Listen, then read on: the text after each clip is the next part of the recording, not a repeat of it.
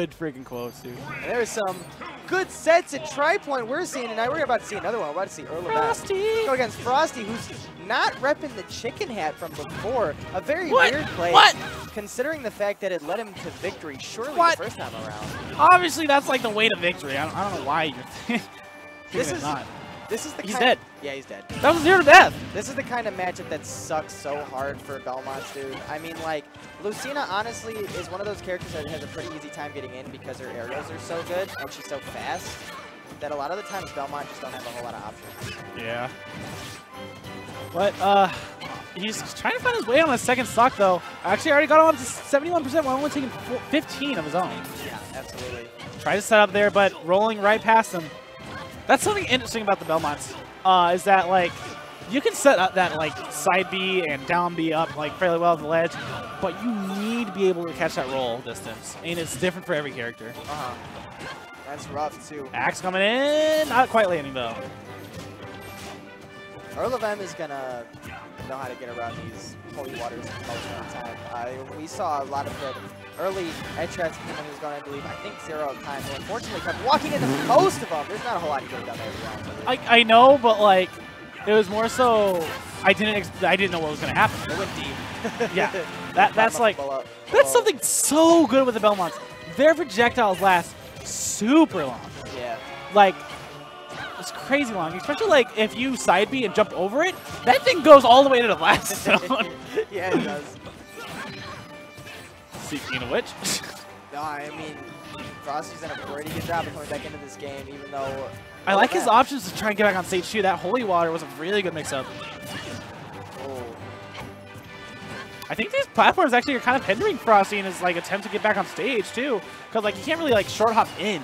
Yeah, I agree.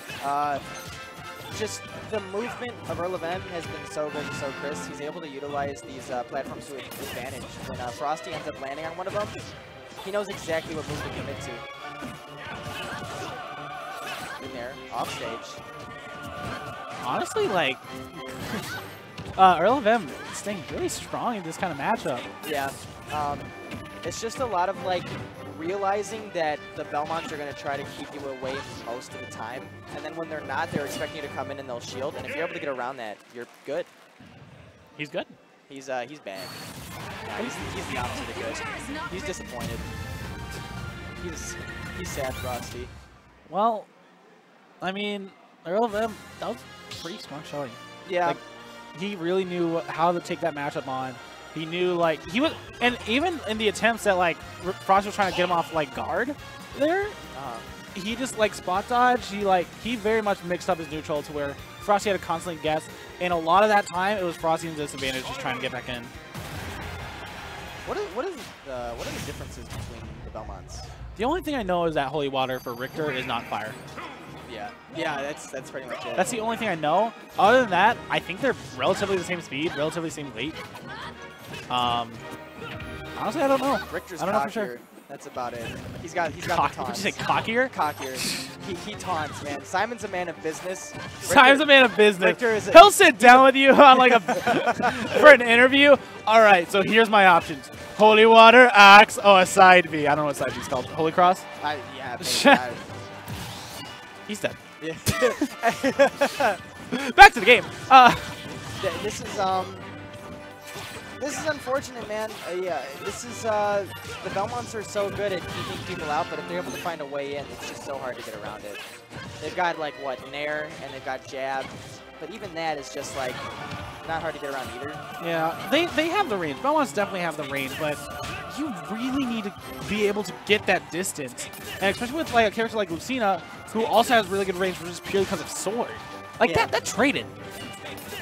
Like, it's so good with the range. That forward smash actually almost taking it. Actually, that was forward tilt, my bad. Oh, we're back off stage.